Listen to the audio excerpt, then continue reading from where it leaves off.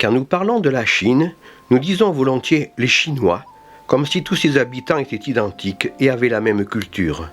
Pourtant, si l'ethnie Han représente 97% de la population, les 3% restants se divisent en 56 minorités ethniques, la province du Guizhou, au sud de la Chine, abritant une quinzaine de ces minorités, dont les Miao et les Tong.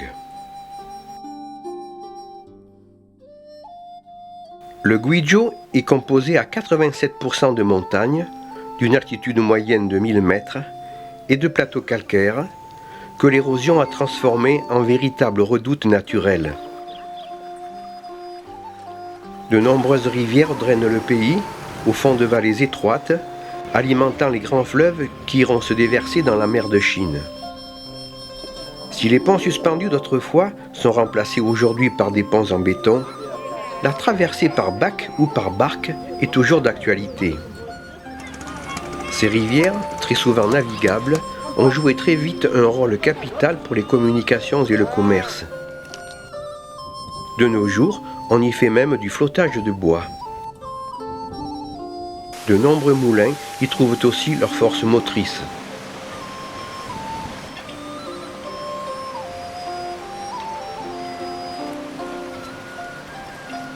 Autre avantage non négligeable, les poissons, que l'on pêche encore au cormoran.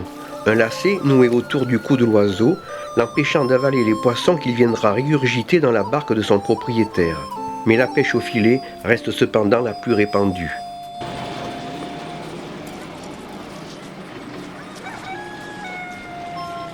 À l'écart des grandes agglomérations, les villages Miao sont situés le long des rivières ou à flanc de montagne, selon les possibilités du relief. Les Miao ont tendance à résider par groupes de maisonnées, issus d'une même famille étendue formant un lignage, les lignages formant alors un clan. Les villages Miao n'ont pas d'édifices publics et les maisons s'étagent sans hiérarchie particulière.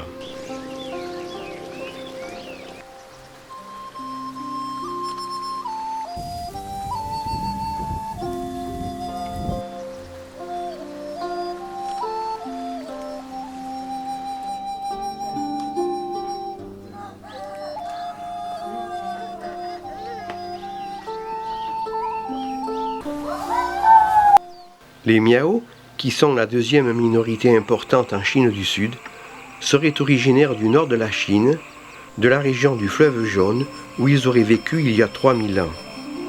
Repoussés par les Han, ils ont alors commencé, au fil de leur défaite, une lente migration vers le sud qui pour certains s'est terminée dans les régions montagneuses du Guizhou, qui constituaient pour eux un vrai refuge.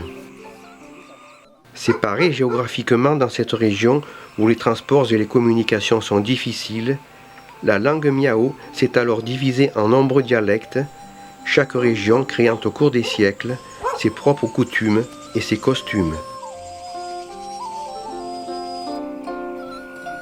Nombreux sont les villages où ne vivent plus que les vieux, les femmes et les enfants. L'exode rural touche le Guizhou de plein fouet. Les garçons et les filles sont partis à la ville pour tenter leur chance ou louer leurs bras.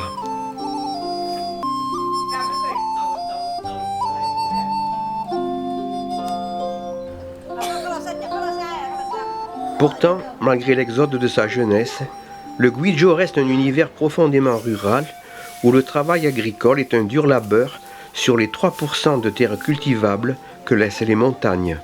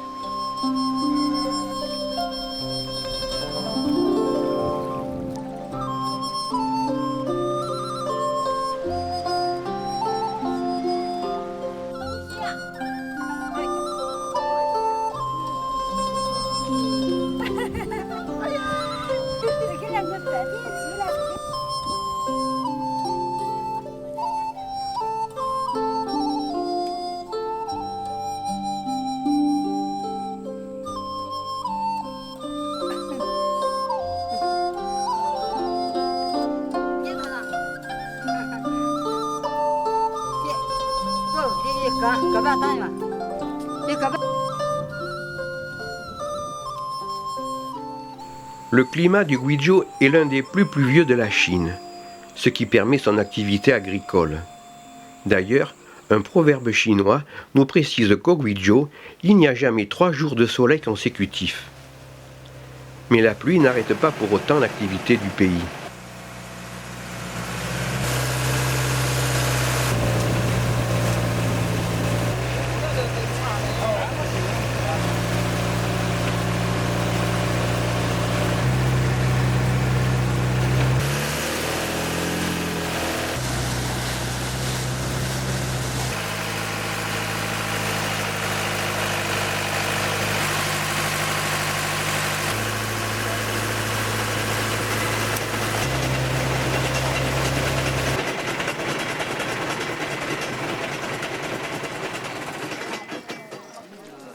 Un autre proverbe chinois nous dit qu'un miao, c'est un paysan qui travaille dans la brume.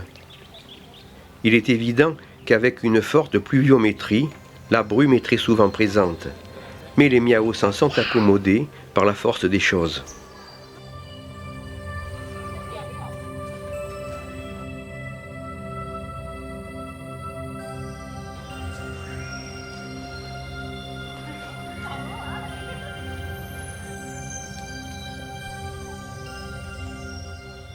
Le tissage en petite largeur se pratique encore dans de nombreux foyers pour réaliser soit les pans des jupes aux couleurs du clan, soit les pièces de tissu sur lesquelles seront effectuées les broderies, pièces qui seront ensuite cousues sur les costumes.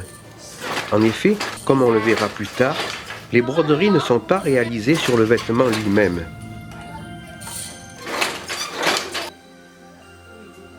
Que ce soit sous la brume, le crachin, la pluie ou le soleil, la vie, dans les villages miao, est réglée par le cycle immuable de la terre et par le travail des rizières, épandage, labourage, repiquage et moisson des champs, car le riz reste toujours l'aliment de base.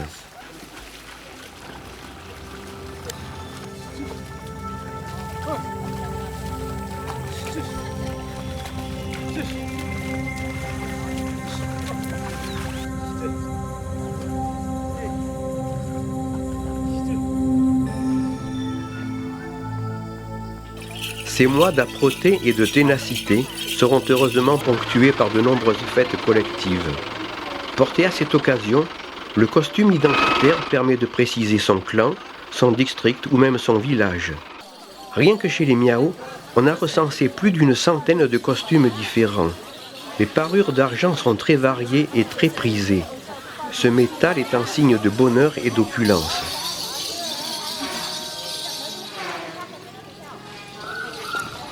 Les orga-bouches sont des lusheng, l'instrument typique des miao, dont la longueur des pipeaux en bambou peut varier de 20 cm à 4 mètres. Le lusheng se joue presque toujours à plusieurs en contrepoint.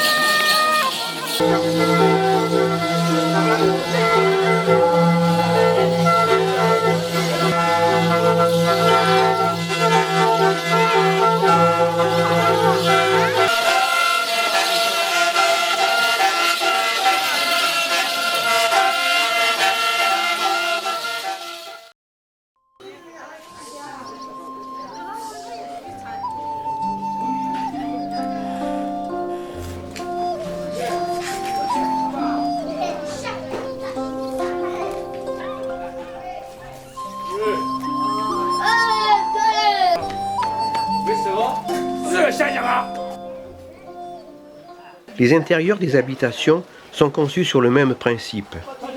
L'inévitable autel des ancêtres, entouré de formules pieuses, est au centre de la pièce. La décoration est ensuite une affaire de goût personnel. La télévision arrive aussi chez les Miao, ce qui fait peser une lourde menace sur leur culture. Il sera en effet difficile de préserver leur mode de vie en résistant à la pression du monde extérieur.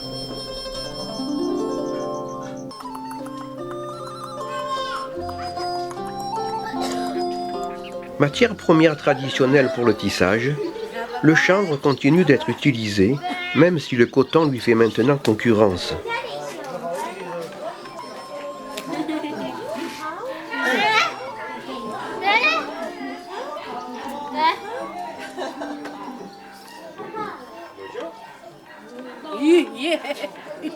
Ces constructions sont tout simplement des serres utilisées pour les semis du riz. Bien au chaud sur leur couverture en plastique et humidifiées très souvent, les grains de riz vont pouvoir germer très rapidement et donner les pousses qui seront ensuite repiquées dans les rizières.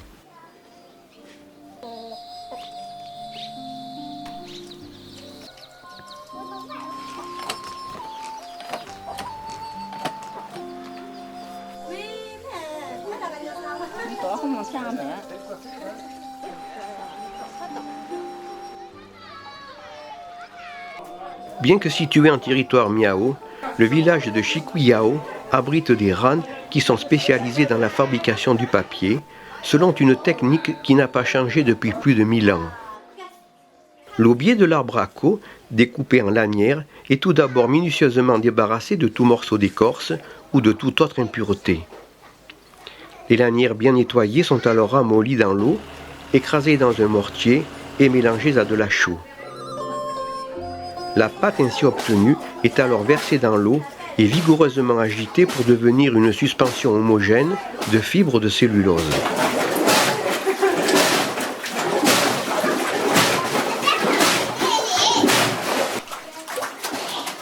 Filtrée pour être débarrassée de toute impureté, la suspension, qui est devenue ce que l'on appelle de la pâte à papier, est ensuite déposée en minces couches sur un tamis pour être égoutée.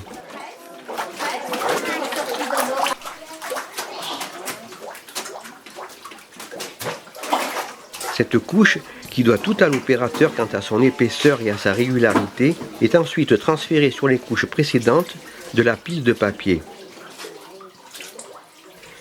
Afin d'éviter que les feuilles n'adhèrent les unes aux autres, on adjoint à la pâte des substances collantes extraites de certains arbres. La cohésion des fibres de cellulose de la couche déposée est alors telle que les feuilles de la pile restent indépendantes les unes des autres.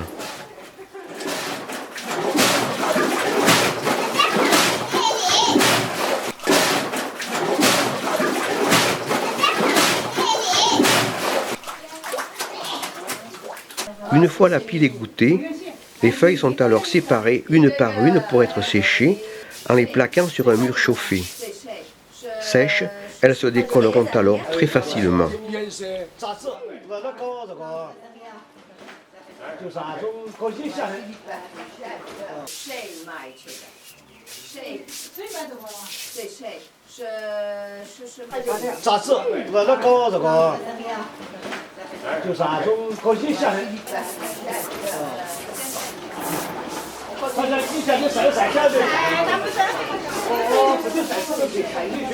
Des colorants ajoutés à la pâte permettent d'avoir des papiers de différentes couleurs.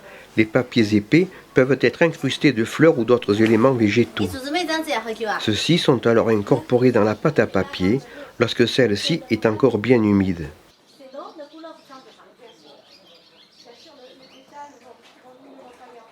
Malheureusement, les couleurs perdront beaucoup de leur vivacité une fois le papier sec.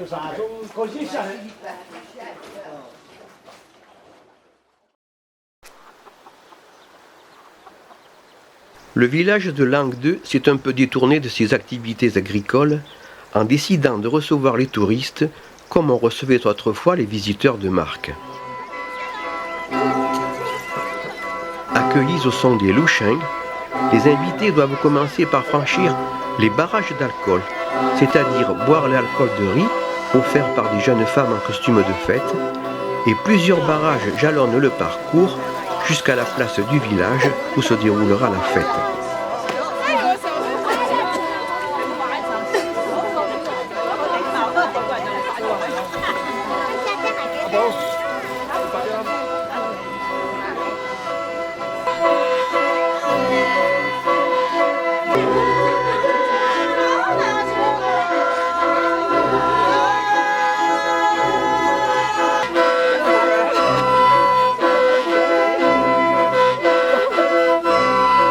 Autrefois, l'alcool de riz était surtout servi dans des cornes de bufflonne, animal sacré.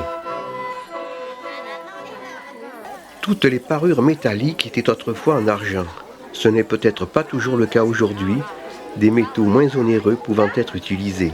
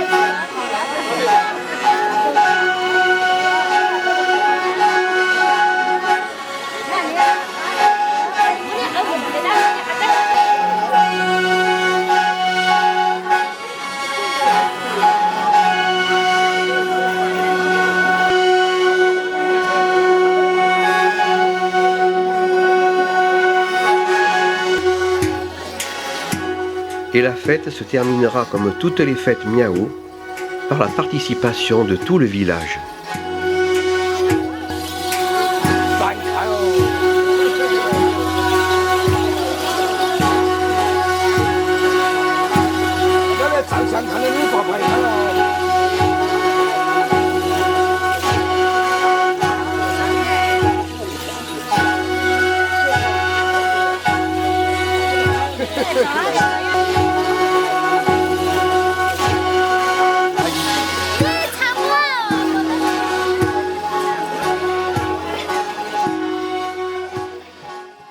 Ardents défenseurs de leur tradition et farouches opposants à l'Empire, les Miao étaient des guerriers réputés pour la qualité de leurs armes qu'ils forgeaient eux-mêmes.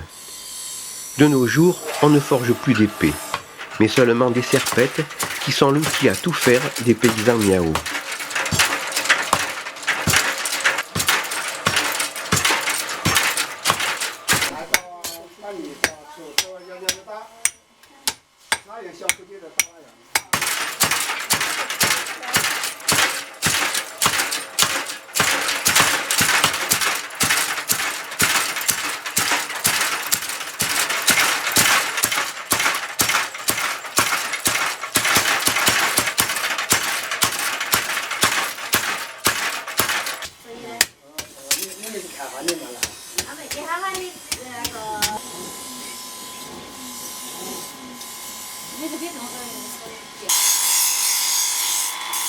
Bien affûtées, ces serpettes qui sont entretenues avec soin sont transportées dans des étuis sur mesure réalisés par des vanniers spécialisés. Pas de temple chez les Miao, ces petits hôtels sont la marque de leur religion animiste et chamaniste. Croyant en la pluralité de l'âme, les Miao pratiquent le culte des esprits qui doivent recevoir offrandes et sacrifices. Esprits des ancêtres, mais aussi esprits du ciel, du vent, de l'eau, des forêts, qui sont présents partout, mais surtout dans les choses remarquables, comme un gros rocher ou un gros arbre. Aujourd'hui, les Miao enterrent leurs morts. Autrefois, les cercueils étaient entreposés dans certains lieux. Un tumulus marque l'emplacement de la tombe, et certaines stèles que l'on peut voir dénotent l'influence du taoïsme dont certains éléments ont été intégrés par les Miao. Si les vieilles stèles ne servent plus qu'au renfort des chemins, les ancêtres continuent cependant d'être honorés, comme en témoignent les rubans blancs accrochés au-dessus des tombes. Il n'est pas très loin le temps où les Miao, peuple sans écriture, ne parlaient que leur langue. Aujourd'hui, le chinois est compris et parlé presque partout. De nombreuses écoles où l'on se rend à pied ou en barque ont été créées pour enseigner non seulement le chinois et les connaissances de base, mais aussi la langue ethnique et certaines traditions, comme la broderie pour les filles. Les écoles d'État n'étant pas assez nombreuses, des sortes d'écoles privées, ouvertes à tous, financées par de riches mécènes, souvent de Hong Kong ou de Taïwan, ou d'organisations étrangères, prennent la relève un peu partout. Aujourd'hui, l'école de Matang est toute excitée car elle va recevoir la visite de ses généreux donateurs. Revêtus de leur habit de fête, bouquets de fleurs à la main, écoliers et écolières attendent avec impatience leur bienfaiteur qui ne saurait tarder.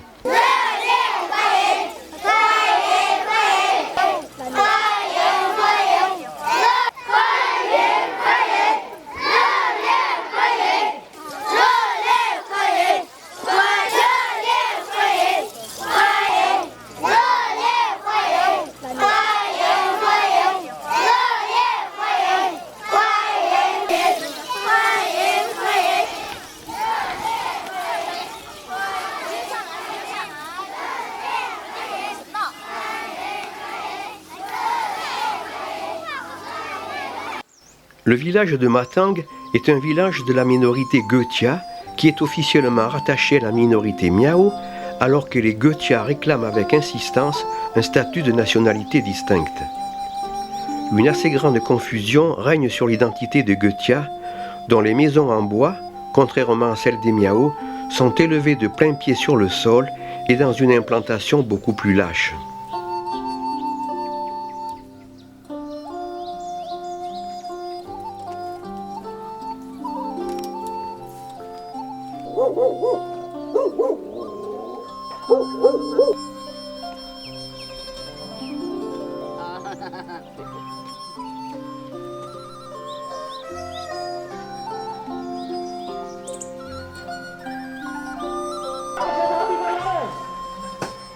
Les costumes Gotia sont évidemment très différents de ceux des Miao.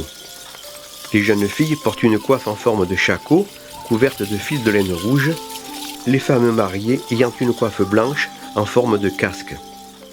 Dans les deux cas, les coiffes sont maintenues au-dessus du front par un cercle en métal, fixé au chignon par une épingle. Le tout symbolisant l'arc et la flèche du premier ancêtre Gotia. Les femmes Gotia de Matang sont les spécialistes du batik, obtenu par application d'une réserve de cire. On commence par faire fondre la cire, puis lorsqu'elle est bien liquide, on l'applique avec une sorte de couteau creux sur les motifs dessinés sur le tissu. Ce sont ces parties qui formeront les lignes blanches.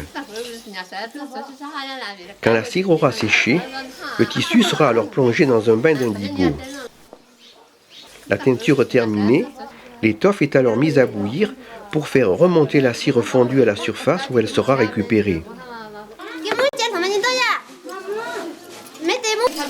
Les morceaux de tissu ainsi décorés seront cousus sur les habits de fête et ce matin, c'est la fête. En effet, après l'école, c'est le village tout entier qui tient à montrer sa reconnaissance à ses bienfaiteurs par une représentation de ses plus belles danses exécutées au son des louchengs. Et tout le monde, à cette occasion, a sorti son habit de fête.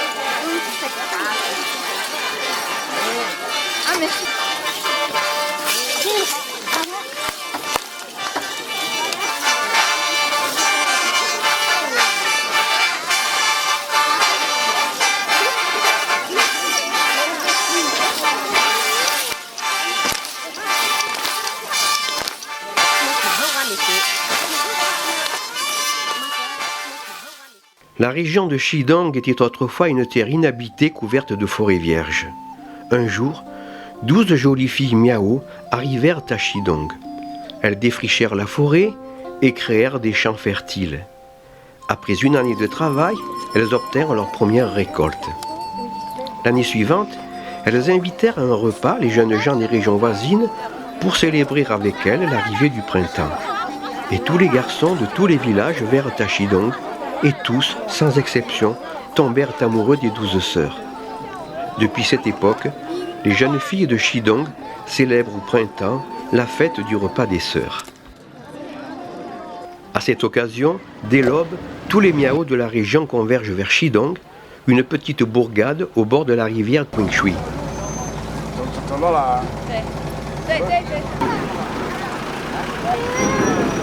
À l'entrée du bourg, une délégation de jeunes filles et de femmes miao, en grand costume, attend l'arrivée des personnalités de la province. Ces costumes sont ceux des villages de la région. Coiffes, colliers, pendeloques et cabochons sont évidemment en argent, dont le poids total peut atteindre 10 kilos. Comme on l'a vu, l'argent, pour les miao, est le signe de la richesse, du rang et du prestige. L'argent est aussi le métal protecteur et magique dont le porc guérit l'âme et le corps. Les femmes mariées ont un costume plus modeste, mais l'argent est toujours présent.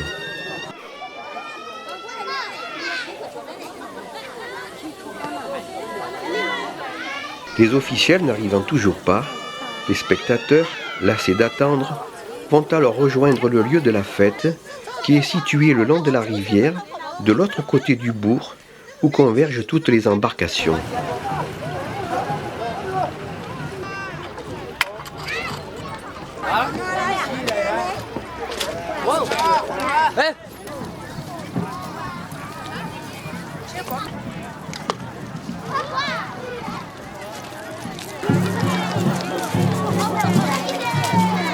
On vient aussi à Shidong, par routes et chemins, les familles miao portant dans de grosses valises ou dans des sacs volumineux les tenues d'apparat qui seront revêtues discrètement sur le lieu même.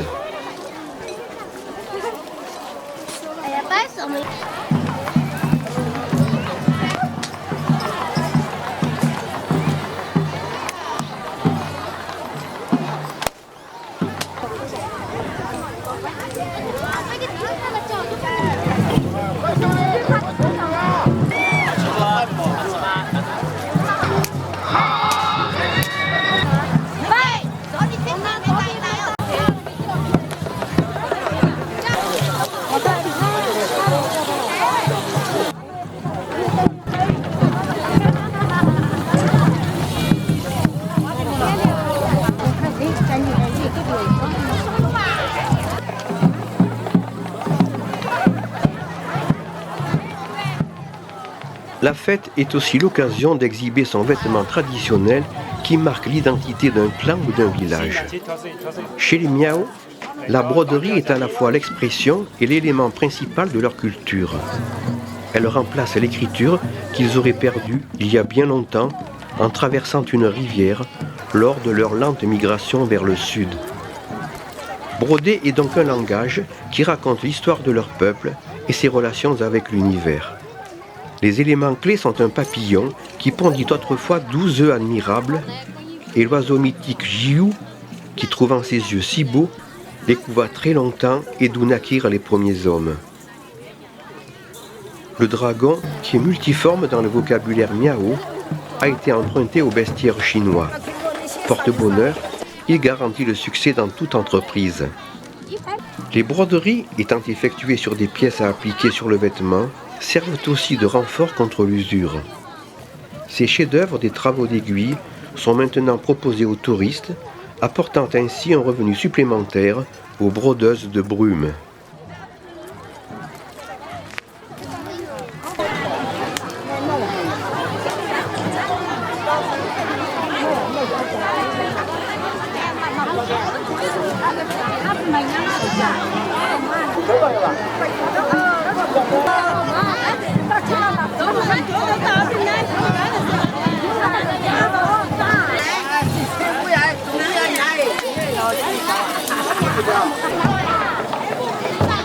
La fête du repas des sœurs étant réservée aux femmes, il n'y a pas de lusheng pour rythmer les danses, car cet instrument est réservé aux hommes. C'est donc au son du tambour, qui peut être battu par les femmes, que vont évoluer les danseuses.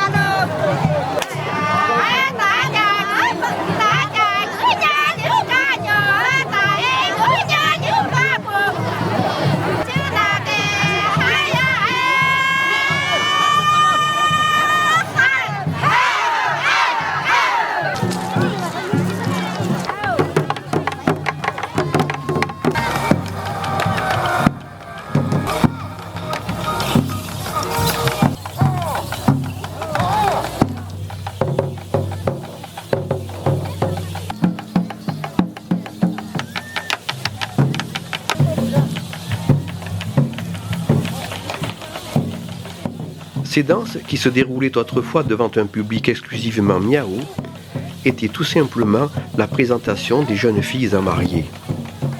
Les jeunes gens, pour faire leur choix, pouvaient ainsi non seulement voir les jeunes filles, mais aussi avoir une idée du statut de la famille par les bijoux qu'elles portaient. Le choix fait, c'était, et c'est toujours à la jeune fille, de décider ou non de se laisser courtiser. Les mariages se célèbrent à l'automne, mais la jeune fille ne pourra s'installer dans la maison de son époux que lorsqu'elle sera enceinte.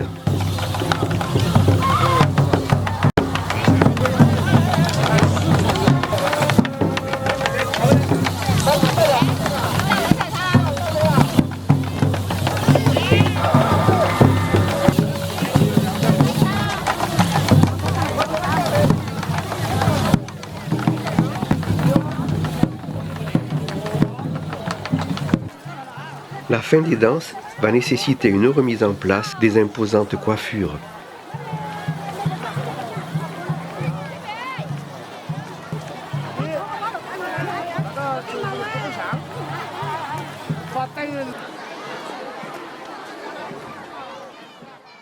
Le lendemain matin, grande première, l'élection des 10 meilleures jeunes filles miao de la province du Huizhou, comme le précisent les inscriptions au-dessus du podium. Malheureusement, il pleut. Et candidates comme spectateurs attendent l'éclaircie pour commencer les présentations. Le temps passe et il pleut toujours. Les organisateurs décident alors de reporter l'élection à 15 heures.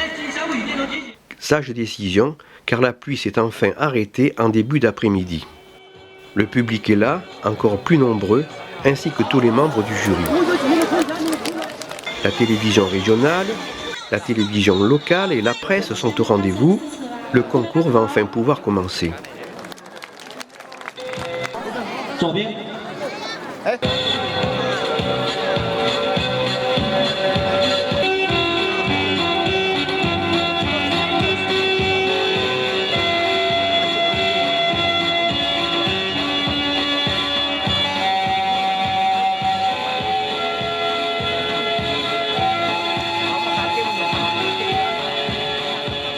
Les jeunes filles se présentent au public parfois dans un chinois mal maîtrisé ou en mélangeant le chinois et le miao, mais toujours avec politesse et déférence.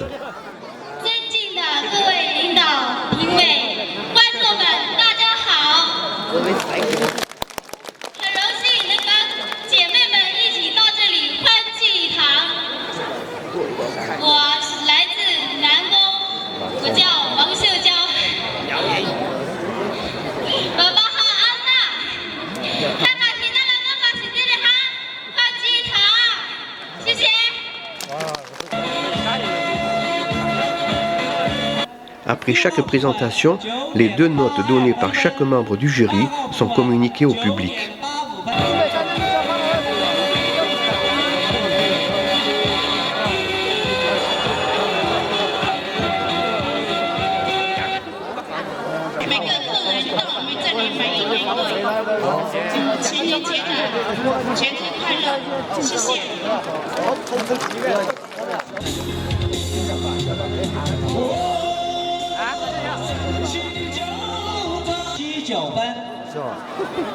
9.62分，6号评委9.70分，7号评。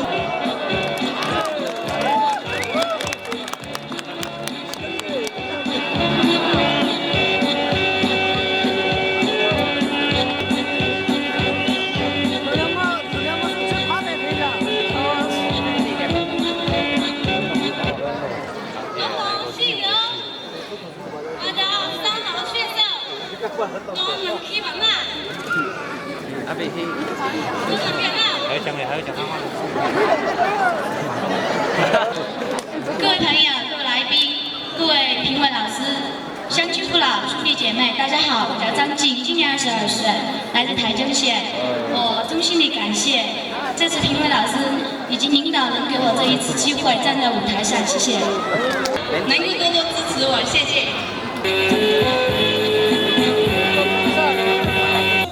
Les présentations des jeunes filles sont parfois entrecoupées de chants de fête miao qui célèbrent la joie et le bonheur.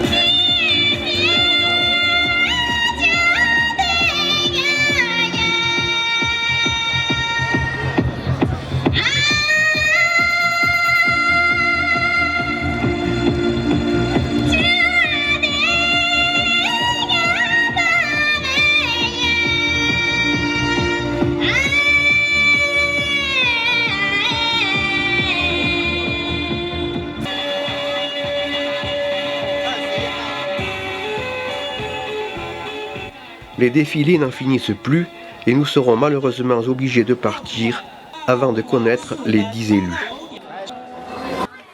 Tandis que l'on procède à l'élection du top 10 des Miss Miao, à seulement 300 mètres du podium, d'autres Miao, plus traditionnels, prolongent les danses de la veille.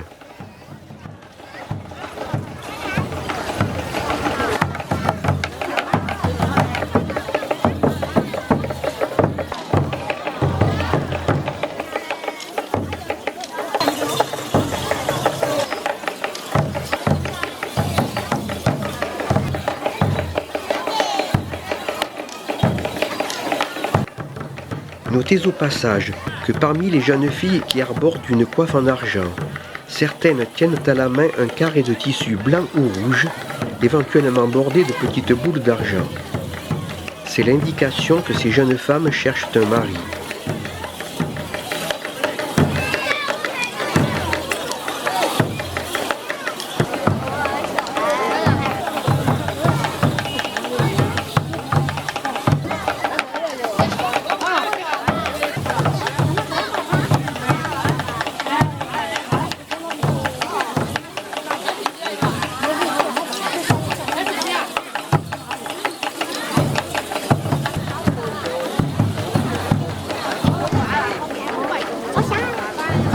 Les hommes mariés, eux, blasés, ne s'intéressent plus aux demoiselles et préfèrent jouer aux cartes.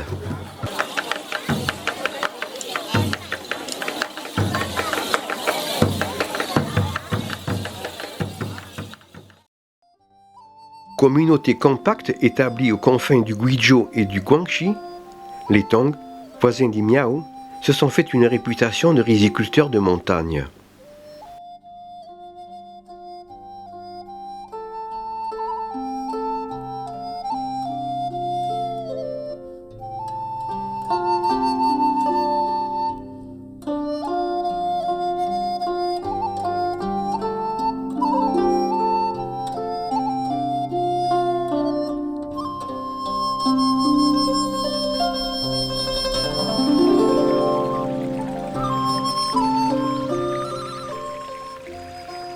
taillant des centaines de terrasses à la manière d'un escalier géant vers le ciel, il leur fallut encore ramasser les galets roulés dans le lit des rivières afin de construire de véritables murs pour suspendre ces champs minuscules.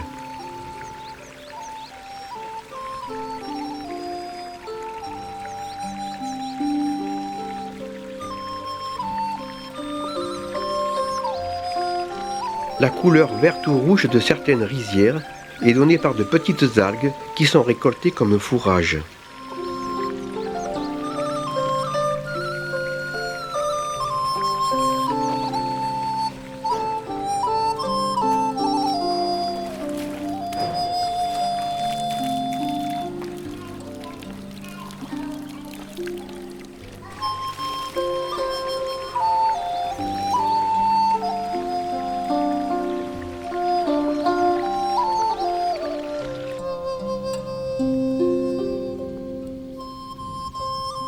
Si le riz est de loin la culture principale, les Tong du Guizhou cultivent aussi la pomme de terre et le colza, leur seule plante oléagineuse qui, une fois moissonnée, sera battue sur place.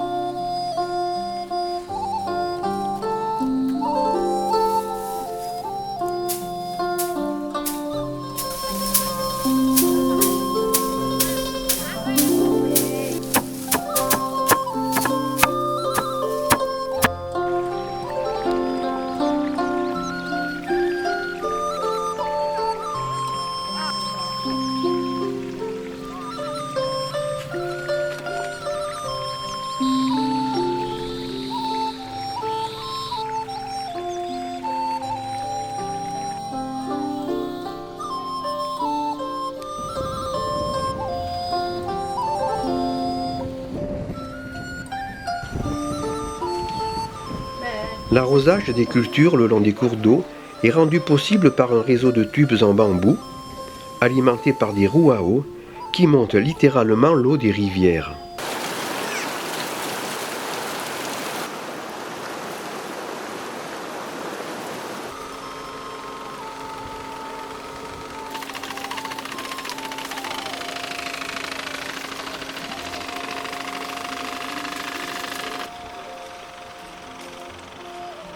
Les tours-tambours sont la particularité des villages Tong qui en possèdent tous au moins une. Ces tours de guet, qui ont parfois plus de 10 étages, étaient dotées, à leur sommet, d'un tambour fait d'un tronc évidé tendu d'une peau de buffle. Tambour qui servait à alerter la population en cas d'attaque ou d'incendie. Ces tours sont généralement érigées sur la place du village. Les bandeaux des toitures sont peints de motifs puisés dans les bestiaires chinois où le dragon tient une large part au milieu des phénix, des oiseaux et des fleurs.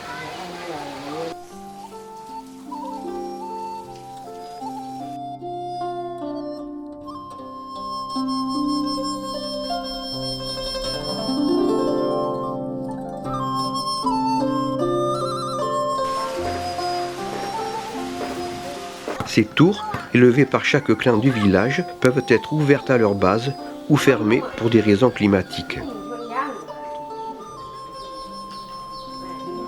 Leur construction relève de 5 principes canoniques. Ni fondation, ni échafaudage, ni clous, ni liens, ni mortier. Tout est assemblé selon le principe du tenon et de la mortaise, ce qui en fait de véritables chefs-d'œuvre de construction. L'échelle ne mène plus à aucun tambour. Ceux-ci ont tous disparu lors de la révolution culturelle. Elle ne sert plus qu'à accrocher les décorations lors de fêtes, car la tour est non seulement le centre culturel du village, mais aussi un centre de réunion et de cérémonie, où l'on célèbre les moments importants de la vie du village, ainsi qu'un lieu de détente et de rencontre.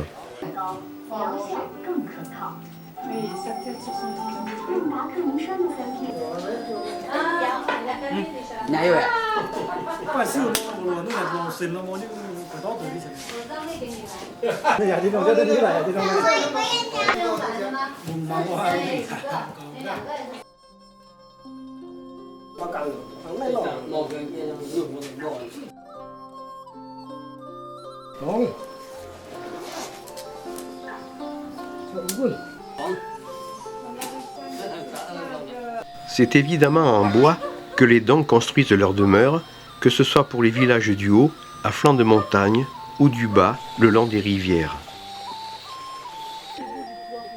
Les toits sont recouverts de tuiles ou d'écorce, celles-ci devant être changées tous les 2 ans.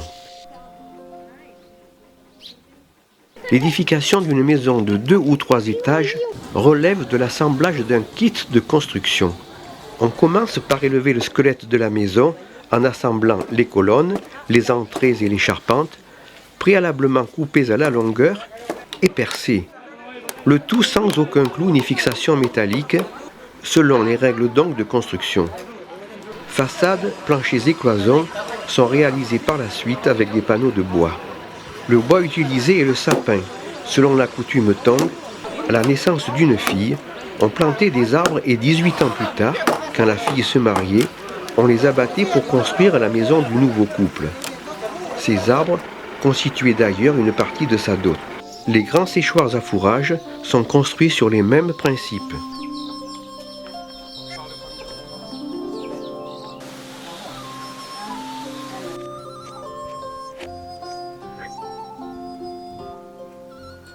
Les toilettes extérieures, presque au-dessus des rizières, facilitent bien les choses.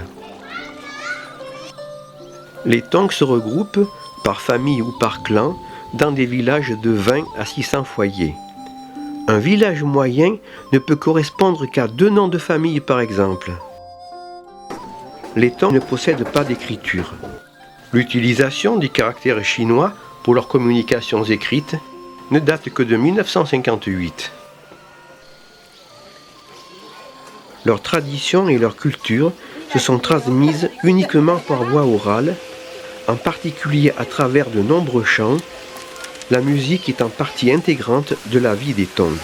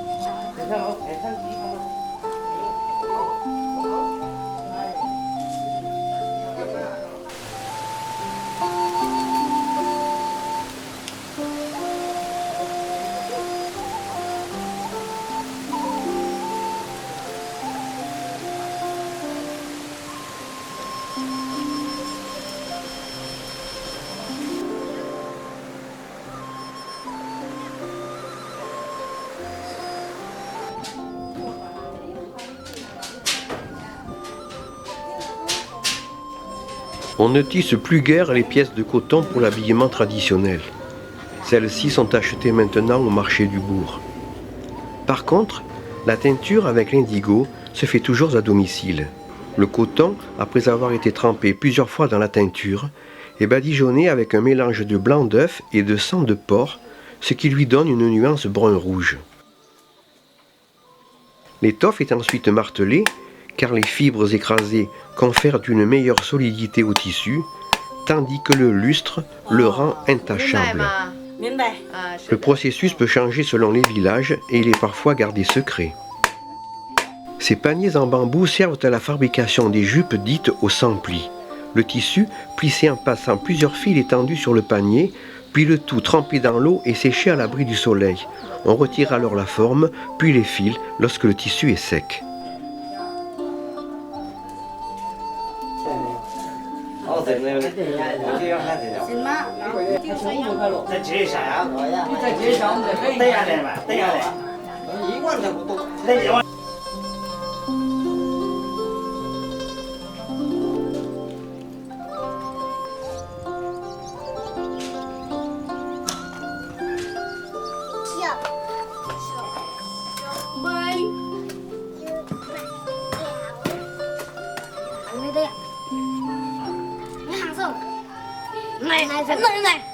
Les Tang, animistes mais influencés par le taoïsme, possèdent temples et oratoires.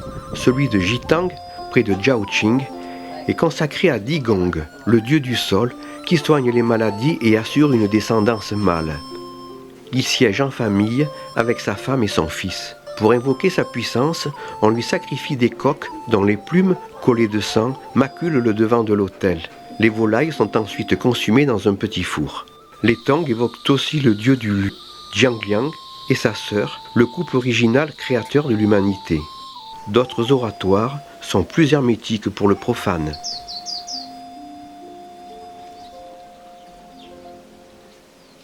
De nombreux villages Tang sont blottis le long des rivières, dans la partie convexe des méandres, d'où la nécessité de traverser les cours d'eau. Il y a bien longtemps, une jeune fille qui traversait sur un tronc d'arbre tomba à l'eau à cause du vent. Les Tang crièrent si fort que le dragon, maître du vent et de la pluie, sauva la jeune fille des pinces du crabe qui régnait sur la rivière et qui la convoitait. C'est pour éviter pareille mésaventure que depuis on construit les fameux ponts du vent et de la pluie, qui sont avec les tours-tambours la deuxième spécialité des Tang. Le pont le plus célèbre est celui de Yongji, sur la Linchi, à côté de Chengyang. Il a fallu 12 ans pour dresser cet édifice de 70 mètres de long, avec ses 5 pavillons à toiture superposée.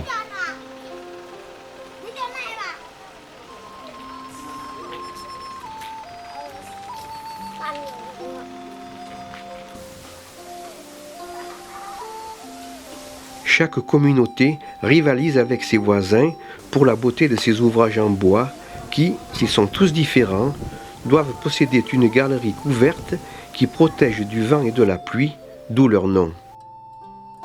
Souvent, l'unique voie d'accès au village, ils sont le lien symbolique et protecteur entre le monde de l'intérieur, celui du village, et le monde du dehors.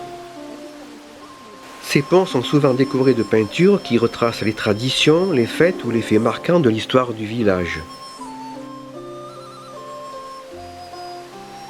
Aujourd'hui, viennent s'ajouter des panneaux publicitaires vantant les beautés naturelles de la province. Les ponts du vent et de la pluie possèdent souvent un ou plusieurs oratoires dédiés au génie qui l'habite et qui en fait le protecteur du pont.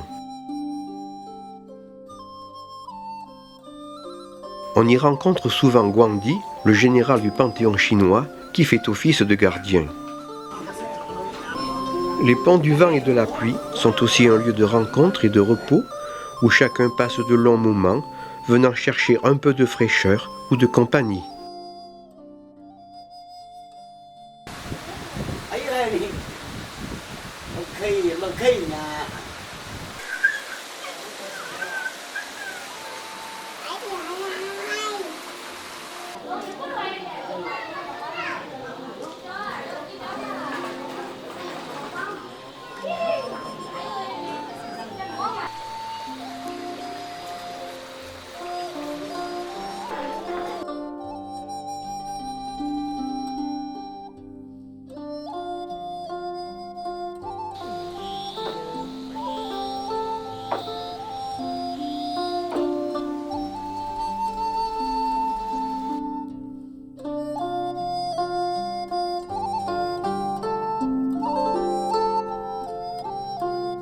Ces cochons que l'on a tués et que l'on débarrasse de leurs poils dans un feu de paille sont le signe de funérailles.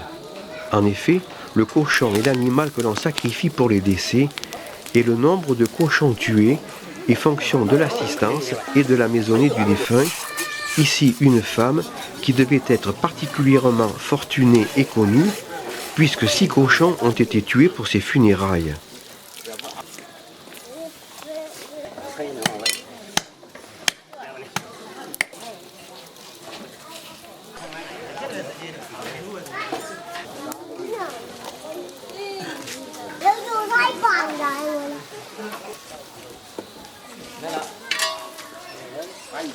Chez les Tong, la mort, qui compte parmi les événements qui rythment la vie de la communauté, est toujours scellée par un banquet de partage.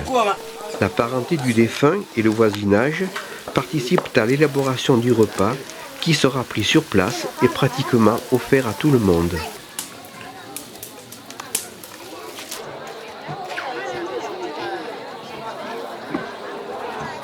Au même moment, et à quelques centaines de mètres, un autre repas se prépare dans le lit de la rivière.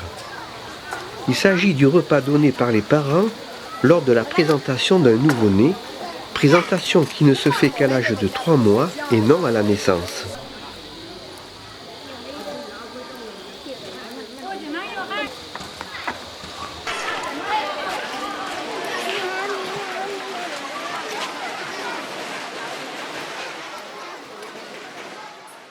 Un être s'en va, un autre arrive, ainsi va la vie.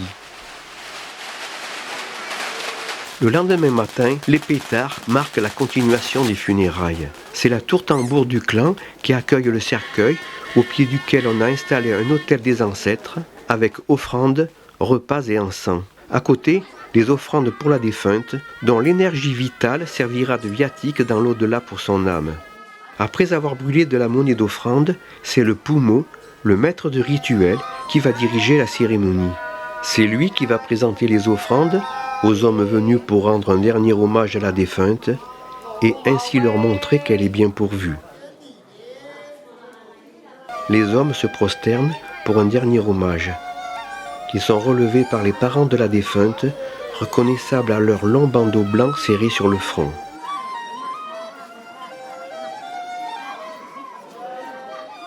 Les pétards, qui marquent chaque étape, sont chargés de tenir à l'écart les esprits malfaisants.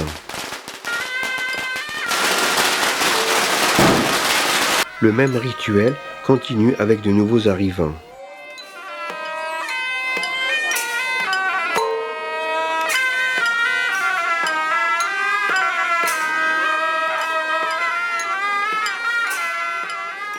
Les femmes se retrouvent de leur côté, autour du cercueil, recouverts par les écharpes funéraires qu'elles ont apportées.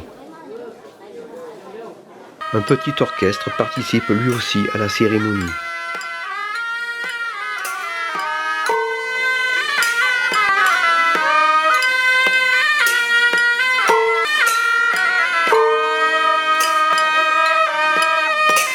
Présentation, prosternation et pétards s'enchaînent pendant plusieurs heures. Mais les hommes qui sont ainsi venus rendre un dernier adieu à la défunte ne repartiront pas les mains vides. Tous auront droit à un morceau des cochons tués la veille qu'ils ramèneront chez eux, contrepartie de leur obole pour les frais des funérailles. Les offrandes pour les ancêtres et la défunte sont réservées pour le Pumo qui pourra ainsi les consommer.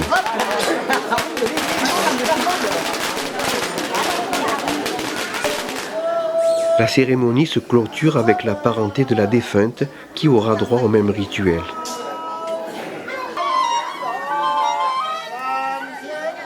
Le Pumo insistera une dernière fois pour montrer que le rituel est bien respecté, que les âmes des ancêtres et de la défunte seront satisfaites et qu'ainsi elles ne viendront pas tourmenter les vivants.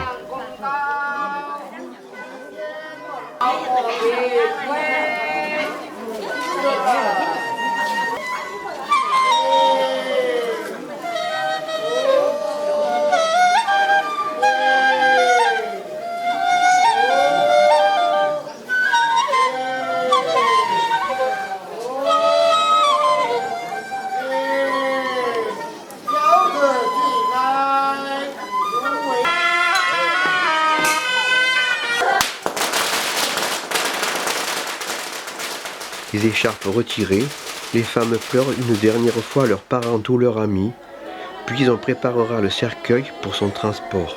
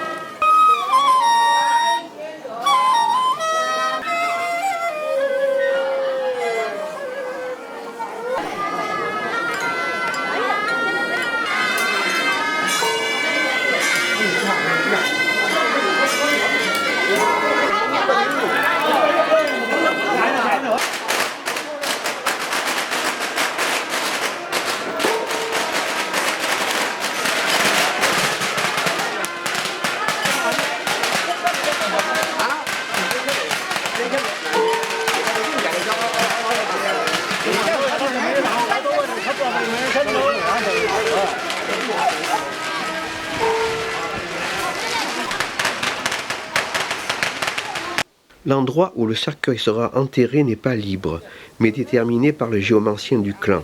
Pendant ce temps, sous la tour, les financiers de la famille font les comptes de l'opération. Mais la vie continue et la nuit tombée, face à la même tour, retentiront les dagues, ces hymnes à la joie et à l'amour que sont les chants d'oncle traditionnels.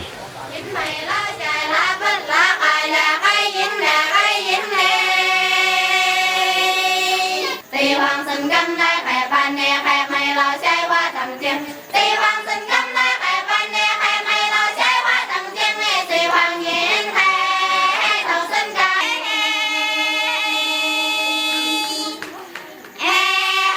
cho kênh Ghiền